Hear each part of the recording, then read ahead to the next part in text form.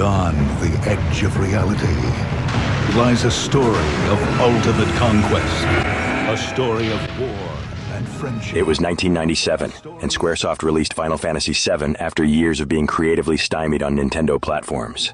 For years, they had been forced to follow their content restrictions, and the serious story with adult themes was the result of the developer cutting loose.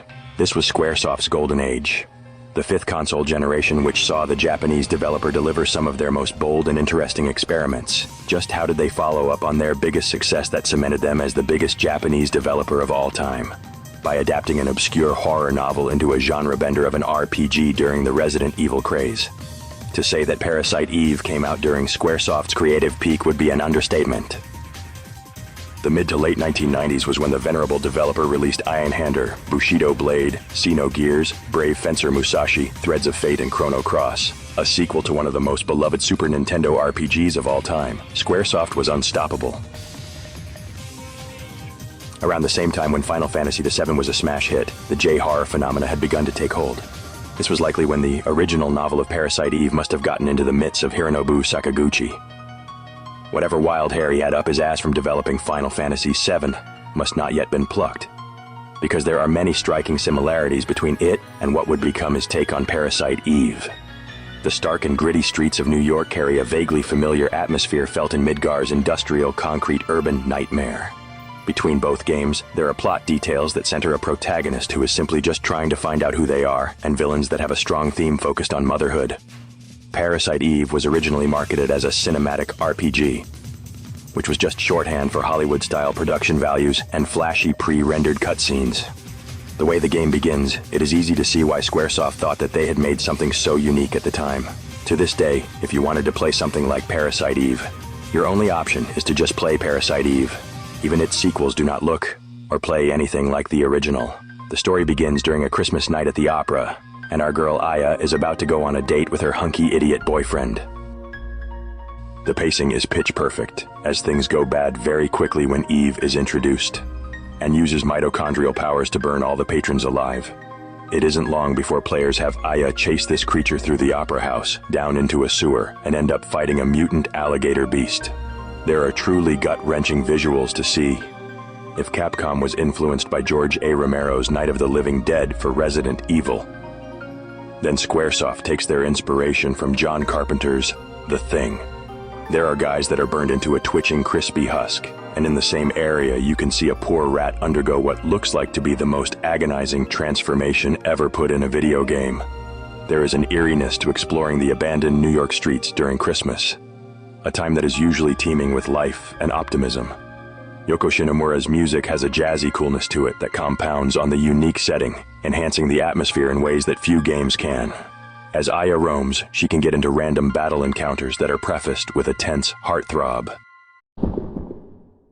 This is where the RPG in cinematic RPG comes from. The combat is creative and unlike anything in any RPG before or after it. The closest example it can be compared to is Vagrant Story or Fallout 2, and even then, it's still not totally accurate. In battle, Aya can be freely moved around the arena, not a separate battle screen, to avoid damage from enemy attack patterns or projectiles. It is almost inspired by a bullet hell shooter, since a lot of the action will rely on players having to carefully maneuver around a variety of enemy shots that can have different forms. When Aya's turn comes up, she can open fire, or choose to use a spell or item. Using firearms allows players to target threats individually, and depending on the weapon's range stat, will determine just how effective it will be. This is visualized by a wireframe dome that represents the equipped weapon's range. Weapon customization is a major pillar to building Aya's strength when fighting monsters. The upgrading system is very simple, and kind of easy to become overpowered if you constantly stick to one weapon to build upon. It is not so much upgrading your gun, but almost like you're feeding it the stats of other guns, and you need an uncommon item to actually do it. The menu and UI for the customization is Spartan and as utilitarian as it gets, almost as if a programmer put it together. It's not much to look at, and the upgrading system might have been a bit easier to understand if things were laid out in a more digestible way. It's enough to possibly go over the heads of some players who aren't used to how some interface elements used to be so basic. Aya's Christmas week in the Big Apple has her going to Central Park, a museum the sewer, and even a quick stop in Chinatown. The gritty pre-rendered backdrops may seem quaint by today's standards, but when this came out, Final Fantasy VIII was still in development.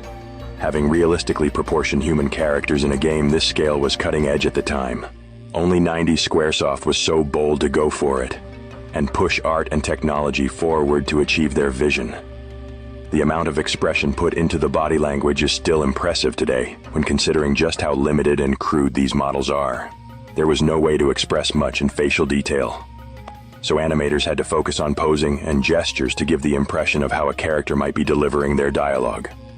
Parasite Eve is dense with a lot to see and do.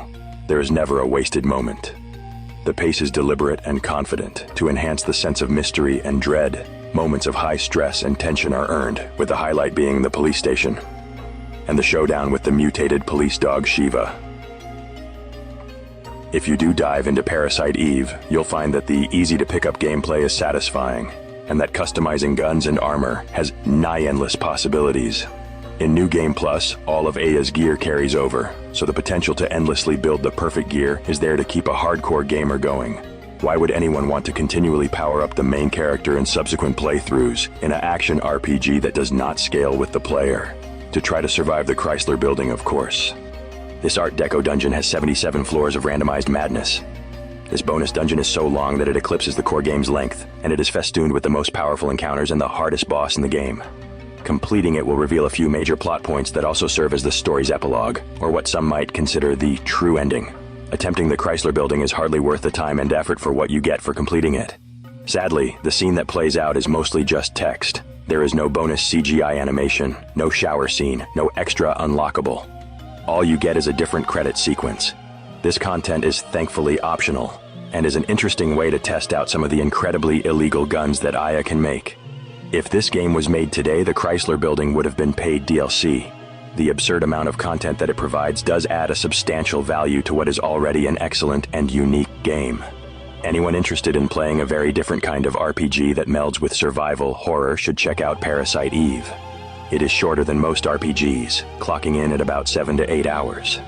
Double if you try to conquer the Chrysler Building. This still makes it one of the longer horror games on the PS1, which rarely take longer than 5 hours to complete. There really is nothing like Parasite Eve. It has the best qualities 90s era Squaresoft had distilled into a single game. The overly poetic words trickling in the attract screen in wall-bound font is something that screams classic Square. Thankfully, physical copies of Parasite Eve are not too hard to come across, and discs in decent condition can be fairly priced for such a classic title. If you rather download it off PSN to enjoy it on a PSP, PlayStation Vita, or PlayStation 3, expect to pay a paltry sum of $5.99. It's not likely that Square Enix will ever do anything related to the Parasite Eve franchise ever again. The two sequels have their qualities, but neither of which have the deserved following the original has, and a lot of that has to do with how fresh it still is. You want more retro game reviews? Try liking this video and subscribing to our channel, and maybe Command will let me do more. And kids, remember to share.